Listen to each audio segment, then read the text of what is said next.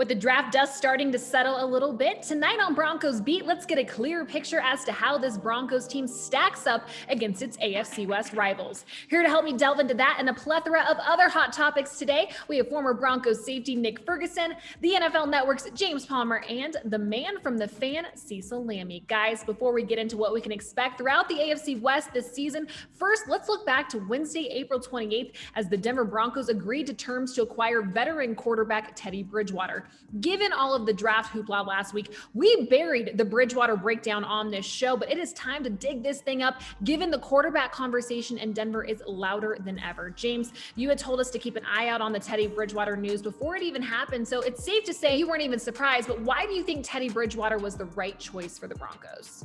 Well, Alexis, it really checked a lot of boxes that they were going after in terms of creating competition in the quarterback room. I know everybody's getting antsy going, George Paton's saying and Vic Fangio's saying, we're going to bring quarterback competition here. When is it going to happen? Well, he was really waiting for the right move. And I think we've seen that in George Paton's short time as general manager here is he's been patient. Now, the thought of bringing Teddy Bridgewater into the Denver Broncos was something that was in the works for weeks, but they wanted to figure it out in terms of money and in terms of compensation. And I do think the Broncos played this right. They moved from a 7th round to a 6th round pick, giving that to the Carolina Panthers. But the Panthers eating $7 million out of this, guys, puts the Broncos in a very good situation in terms of what they're spending at the quarterback spot. I think that plays into effect this season and how the rest of this offseason goes, whether, say, Aaron Rodgers becomes available or, say, something else happens after this season. Maybe Aaron Rodgers is a possibility after this year. You're in a different spot financially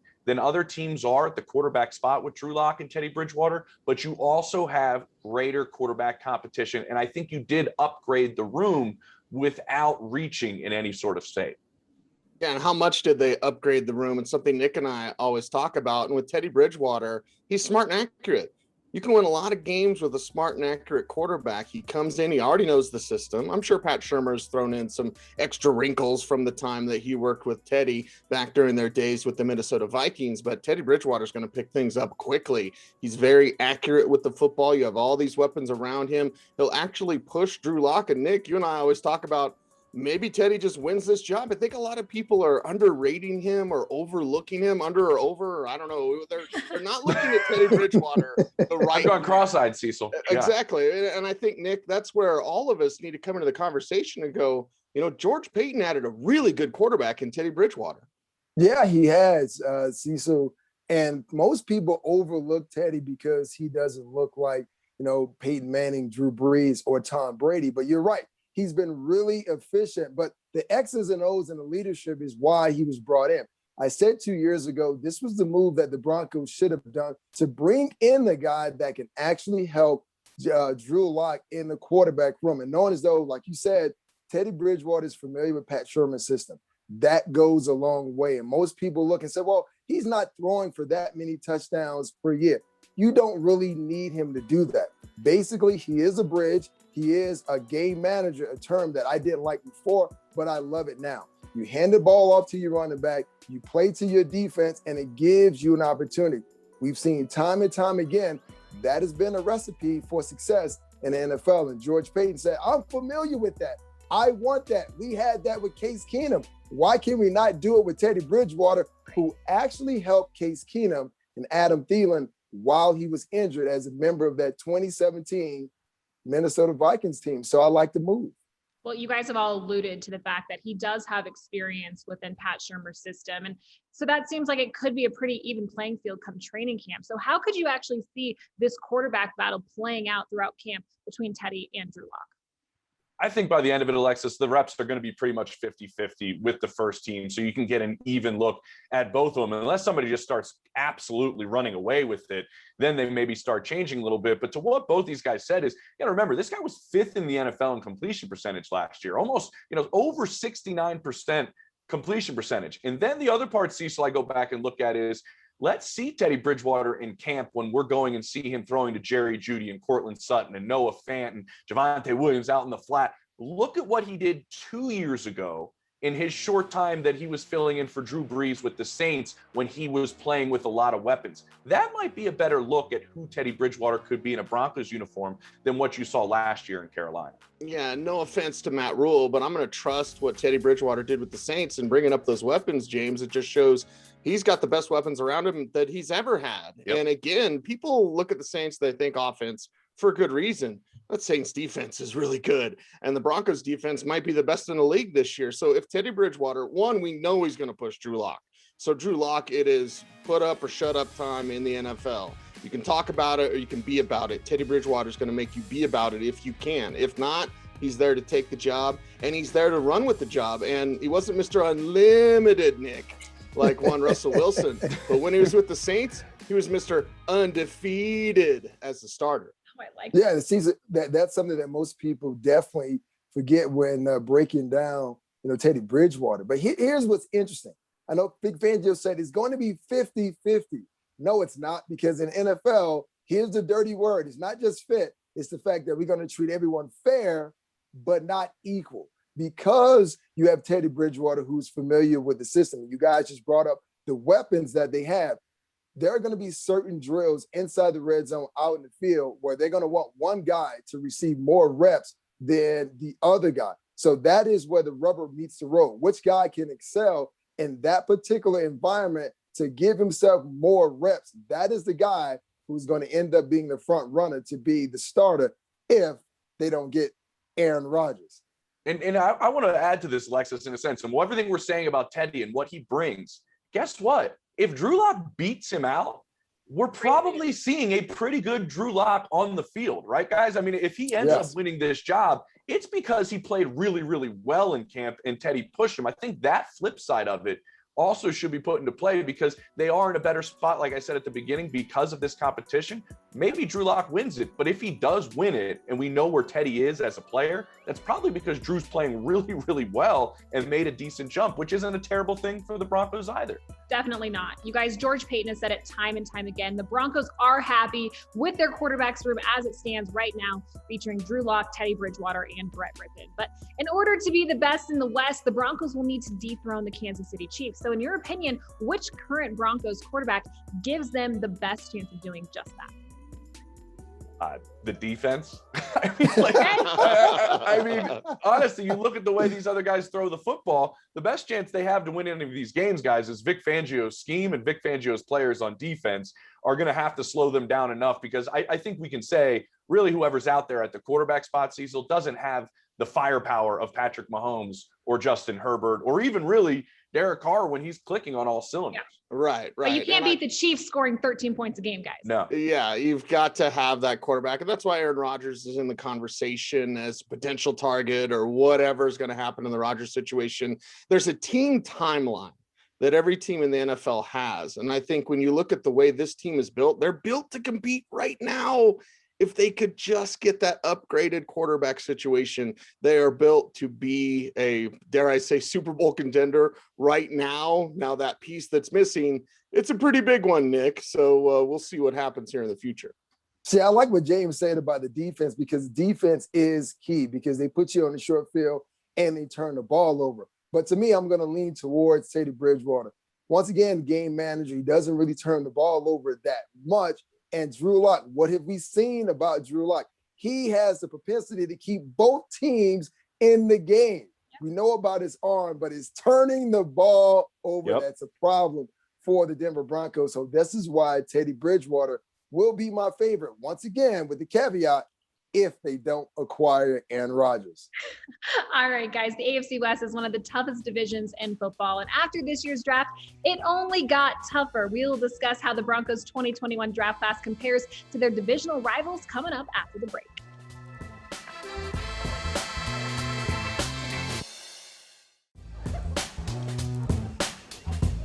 Welcome back to Broncos Beat. Alexis Perry here alongside Nick Ferguson, James Palmer, and Cecil Lammey. For those who tuned in last week, you heard Cecil and James grade George Paton's first draft here in Denver. Both said somewhere in that B range, but the real experts, from PFF. They gave the Broncos an A-. So as we take a look at all the draft grades from the AFC West, the Chargers were the only team that made it out with a better grade. So in your mind, which AFC West team had the best draft season? Yeah, for me, it's the Chargers because you get Rashawn Slater and you get him at 13. Like, why? Like, I understand, the Bears move in and all those types of things, but Rashawn Slater should have never been available at 13, and you get him to protect your young quarterback in Justin Herbert. I think that's perfect. You get a playmaking corner in Asante Samuel Jr. You get a big wide receiver in Josh Palmer. And then I even like they did later in this draft, Larry Roundtree, running back from Mizzou, and Mark Webb, safety of Georgia. So you got some playmakers there at the end to go and for Webb's case, learn from a guy like Chris Harris Jr. in that defensive secondary. So I look at the Chargers, and it's based on what they already have, but what they really needed was more protection for their young QB. To get Rashawn Slater, that's really tough to beat for me. I really could agree with that because Rashawn Slater, I mean, the Chargers are the team, right, guys? Every draft, Cecil, it's just like the great player falls to them without them having to do anything. It happened with Derwin James. It happens with other players, and it's just like they just kind of sit there in their spot, and then a great player falls to them. And I do think they had a really, really good draft. And I think, you go and protect him. You get a really good, maybe the best blocking tight end in the draft in some people's mind. You get Slater, you get a corner. You find at different spots you can help out a young quarterback in Justin Herbert. But at the same time, I still love the Broncos draft just because I don't think things, Nick, are finished yet. And that was my caveat with how their draft went last week when I talked about it. If they acquire Aaron Rodgers, this is clear cut the best draft class of the entire division. I still love the draft class, but I'm just going to go with they're not done yet. So possibly we can look at this draft class also next season. If they get a veteran quarterback that is at the top of the NFL after this year, this draft class will look even better. I love that, James, the fact that the Broncos are not done yet. But even without Aaron Rodgers, which would be kind of like the cherry on top, I still like this Broncos draft the best in the division because what did they address? They addressed long-term issues. Patrick Surtain, even though some in Broncos country are upset about it, I love the pick. That is your generational corner. You talk about J.C. Horn. Then you have Asante Samuel Jr. I mean, Patrick Surtain was the best corner in this draft. And you look at Pat Shermer, Vic Fangio, and what they want to do on the offensive side of the ball, they want to beat down and wear down a defense. What guy gives you that opportunity? Javonte Williams. Cecil could tell you all about it, but this is why this draft is so great. And then you go out and you get Quentin Miners, the Paul Bunyan of offensive linemen for the Denver Broncos. So now they checking all the boxes. Now this is a team that is built, maybe not right now, but come 2022, ready to compete with Kansas City. Okay, guys, who is one pick from each team that could make an immediate impact for their respective franchise and really make things difficult for the Broncos this upcoming season? JP, let's start with you. Give us one from the Chiefs. I'll go with Creed Humphrey, the center they got from Oklahoma. And the reason we're not talking about the Chiefs in terms of who had the best draft of the teams in this division is because they give up all their picks to bring in veterans. I think they might have had one of the best off seasons. I mean, you got 5 guys that weren't with the team last year. They're going to be starting in front of Patrick Mahomes. And when you look at them, that offensive line is vastly improved. And this guy has a chance to go out and beat Austin Blythe to play that center spot. If he does, that means he's playing pretty well. And then you look at the group that he's learning from with Joe Thuney next to him and Kyle Long and Orlando Brown. And I mean, Cease, you just look at the group that they have up front. Like now, if you play him and he plays well, that's your young piece with a bunch of veterans to learn from that are really, really talented. Cecil, give us somebody from the Raiders. It's tough because there's dysfunction within that building. I know. What? And, hey, yeah, I know. Shocker, right? I look at rushing the passer. It wasn't a great edge class, in my opinion, but when you get Malcolm Kuntz, edge player from Buffalo in the 3rd round, that's a guy that can come in and make contributions immediately because he plays like his hair's on fire. He wants to bend and burst and get to the quarterback. And if you're a team like the Broncos, obviously facing this team twice, you're going to have to game plan for a guy like that and just be aware of where he's at, because while he's not totally skilled yet with the nuances of the game, stacking moves, etc., he's got that ability, burst off the ball, burst to the quarterback. So pass rush in the 3rd round, pretty good one. I like that for the Raiders. Nick, who is the impact player for the Chargers this year? Well, the game is won and lost in the trenches. So it's going to be Rashawn Slater for me. When I look back at what the season was like last year, the Chargers facing the Denver Broncos, and say, well, what was kind of the determining factor in that game? It was constant pressure on Justin Herbert. As great as he performed, there were certain times where he was under duress, but Rashawn Slater not only protects him in the passing game, but also gives him somewhat of a road grader in the run game. And with those 3 running backs that they have, and they gave the Broncos issues last season. Now you get an offensive lineman that's going to help that out. And like Cecil likes to talk about all the time, this is a latch and steer guy. What that means is when he gets his hands on you, like a steering wheel, he's going to drive you and take you wherever he wants. So that is going to be problematic, or could be problematic, for the Denver Broncos. Now, as you think about these AFC rosters as a whole, the guys who the Broncos will be facing twice a year and all the moves made by the Broncos this offseason, how do you think Denver stacks up against the rest of the division heading into 2021? I think you look at their approach and you go, okay, well, we don't have the quarterback play, let's be honest, of the other 3 teams. You know, the number 1 passing offense in the Chiefs. I think the Chargers were like 6th and the Raiders were 7th. Those are teams that throw the ball well. What'd you do? You bolstered your secondary in free agency and the draft. And then, as Nick was alluding to earlier, you go out and help your backfield, and that's running the football and hopefully keeping those offenses off the field. So you can look at how they approached it and when this is how we could stop some of these guys throwing the ball, and this is how we could keep them off the field from throwing the football, because our quarterback play is not up to par with theirs. So that's the moves that you make, Cecil, in a sense, if you don't have the quarterback spot. I know you can't slow down Patrick Mahomes entirely, and running the football is not going to stop everything, but they do help you when you don't have quarterback play up to the other 3. See, and James, I was hoping you wouldn't bring up this point, but I know that you're a lover and not a fighter. But guess what? Nick Ferguson is a fighter, so he's going to love this. The Broncos are going to beat you up. They're going to beat you up defensively. They're going to beat you up offensively. When you're done playing the Denver Broncos, win or lose, You're exhausted. Physically, you're going to be exhausted. You're going to be battled. You're going to be bruised up. That's what this team, that's the emphasis that they're having within this draft. I think the Broncos, Nick, they found an identity with George Payton, and that identity is physical. Yeah, I guess let me go video game reference here. It's all Mortal Kombat for the Denver Broncos. It is finish him. And you're absolutely right. It is the 2017 Minnesota Vikings combined with the 2018 Chicago Bears. It is playing great on defense. You're getting subpar quarterback play, would not turn the ball over. And get this, we finally get contribution from McMahon's special team unit, because George Payton decided to bring in some athletic DBs to help out. How about that? That's how you get it done. It sounds like a recipe for the playoffs, maybe. I don't know, but it sounds great to me. One last point I will say, Alexis, too, is we're getting a chance to see Bradley Chubb and Von Miller play together, which we've been dying to see. And you look at that secondary that's in place with a pass rush with both those guys, that's going to be fun to watch. Very dynamic, that's for darn sure. All right, guys, still to come on Broncos Beat with rookies reporting for minicamp this week. These guys will share their high hopes for some of the members of the Broncos 2021 draft class coming up after the break.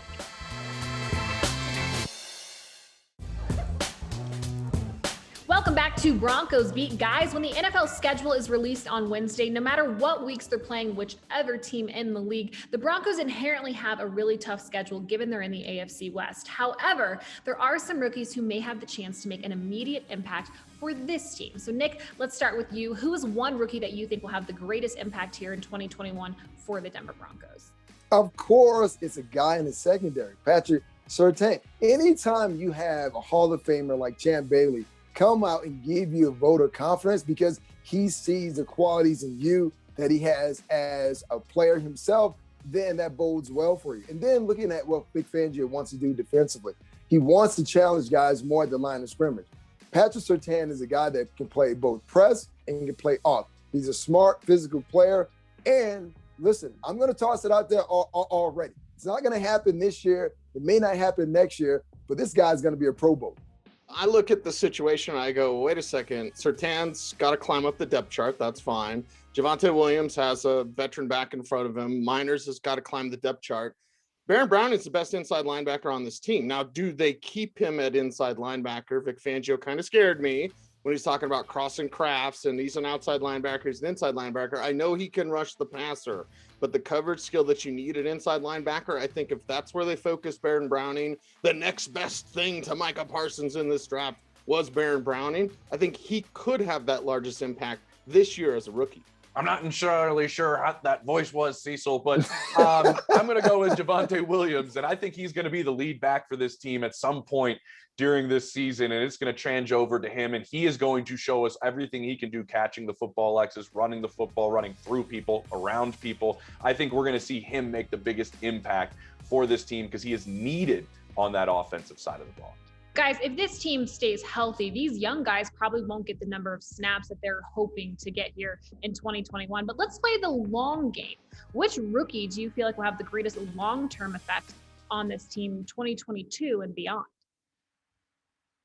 Well, for me, I say it still goes back to Patrick Surtain because, Bryce Callahan, he's never really healthy. He's on a one-year deal. Kyle Fuller's on a one-year deal as well. So you slide, Patrick Surtain into that number one corner spot opposite Ronald Darby, and you still have your two bookend corners. So he has a more long-term projection as far as, level of production, Pro Bowls, and the fact of, big corners are a thing in the NFL to match up with some of the elite wide receivers, not to mention these tight ends, AKA wide receivers in the NFL. I'm going to put the number at 7, and I think it might be higher than that because Nick said Surtain could be a Pro Bowler. I'll say 7-time Pro Bowler. And it's that length. It's the longevity, really. I love Javonte Williams. I love him, right? Pookie. He's my guy. But running back shelf life is shorter than a cornerback. So Surtain long-term is that guy. I'm going to go Baron Browning. I'm going to flip what Cecil said. If he's already the best linebacker, inside linebacker on this team, Alexis, imagine what happens when he's with Vic Fangio, if Vic Fangio is still the head coach moving forward. Imagine if he's with him for several years. What type of player in year 3 or 4 is Baron Browning going to be if they keep him an inside linebacker? Cecil's terrified of the cross-training right now that could possibly happen with him. These final one for you. The Broncos have had an uncanny ability of finding undrafted gems, from Rod Smith to Malik Reed. Who from this year's list of undrafted free agents has superstar potential? Well, CSU has kind of a wide receiver factory going on. So James, Nick, make sure I get them all. But Rashard Higgins, Olabisi Johnson, Preston Williams, Michael Gallup, and now maybe Warren Jackson. 6'6" as a wide receiver. So huge, large wingspan, can be a player in the red zone, 12 touchdowns over the last 2 seasons, 8 of them last season. So I look at a CSU wide receiver that's 6'6". Yeah, Warren Jackson's the guy I'll be watching from this group of undrafted free agents. Can't wait. Guys, that's all the time we have for this week's edition of Broncos Beat. For Nick Ferguson, James Palmer, and Cecil Lammey, I'm Alexis Perry. We'll see you next month.